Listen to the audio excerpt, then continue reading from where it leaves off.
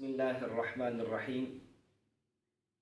تعلیم المقامات القرآن فی الترتیل کے نئے درس کے ساتھ حاضر خدمت ہیں۔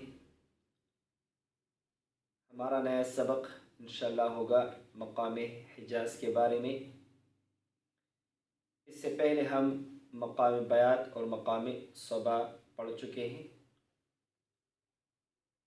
مقام صبا اور مقام بیات کا آپس میں فرق ہم الحمدللہ بتا چکے ہیں، اور آج انشاءاللہ العزیز ان تینوں مقامات کا آپس میں فرق ہم بتائیں گے، کیونکہ مقام بیات، مقام صبا اور مقام حجاز تینوں نغم کے دوسرے درجے سے شروع ہونے والے مقامات ہیں۔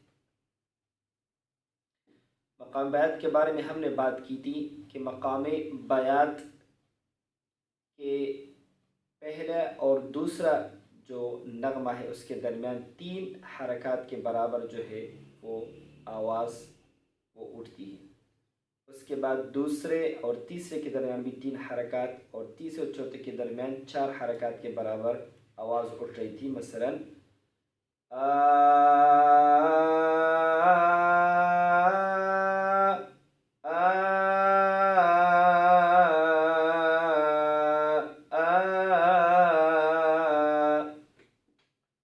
اس کے بعد ہم نے مقام صبا کا جو ہے فرق بیان بتایا تھا کہ اس کے لیے بھی پہلے اور دوسرے جو نغمے کے درمیان جو حرکات تھی وہ 3 حرکات کے برابر آواز اٹھ رہی تھی۔ اس کے بعد دوسرے تیسرے کے درمیان بھی 3 حرکات، اور تیسرے چوتھے کے درمیان 2 حرکات کے بقدر جو ہے آواز اٹھ رہی تھی، اور اسی نغمے کی وجہ سے مقام بیات مقام صبا سے جو ہے وہ الگ ہوتا ہے۔ مثلا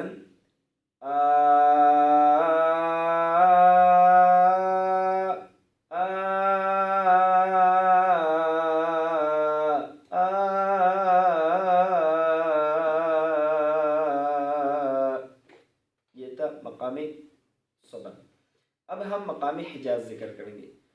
مقام حجاز یکسر ان سے جو ہے تھوڑا سا الگ ہے۔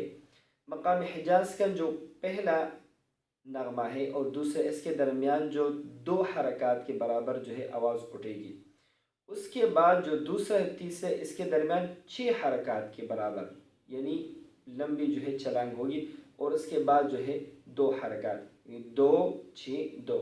بیات کے لیے تھے 3 3 4، صبا کے لیے 3 3 2، اور مقام حجاز کے لیے ہے 2 6 2۔ کس طرح؟ مثلا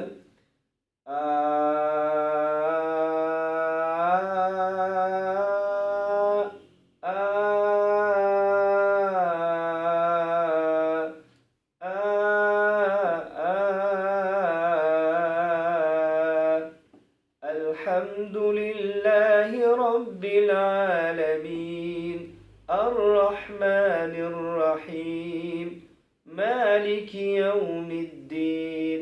یہ مقام حجاز ہے۔ اب آتے ہیں ترتیل کی طرف۔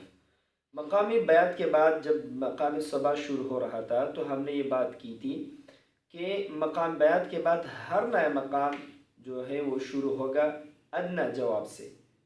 جو عمومی طور پر ایک غلطی پائی جاتی ہے کہ ہر مقام کے پہلے سٹیپ کو جو ہے وہ اس کا قرار جو ہے کہا جاتا ہے، جو غلط ہے۔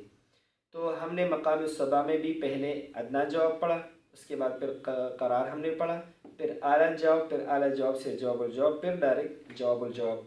اب انشاءاللہ العزیز مقام حجاز میں بھی یہی ترتیب ہوگی۔ ہم انٹر ہوں گے ادنیٰ جواب میں، اس کے بعد ہم قرار پڑھیں گے، پھر اعلیٰ جواب، پھر اعلیٰ جواب سے جواب الجواب، اور پھر ڈائریکٹ جواب الجواب۔ مثلا اعوذ باللہ من الشیطان الرجیم، بسم اللہ الرحمن الرحیم،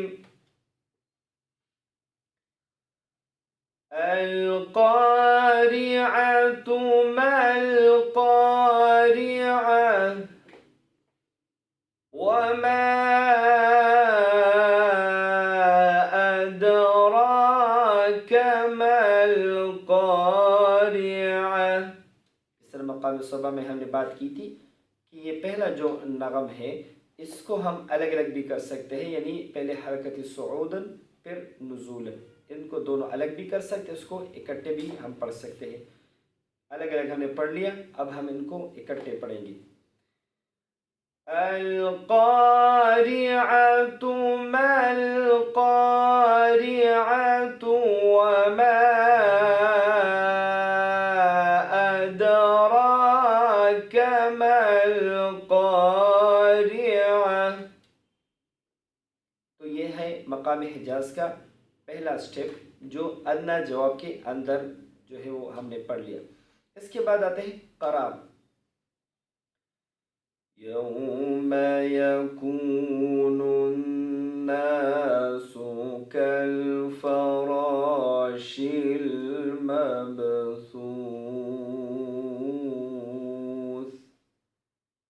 وتكون الجبال كالعهن المنفوش۔ یہ تھا مقام حجاز کا قرار۔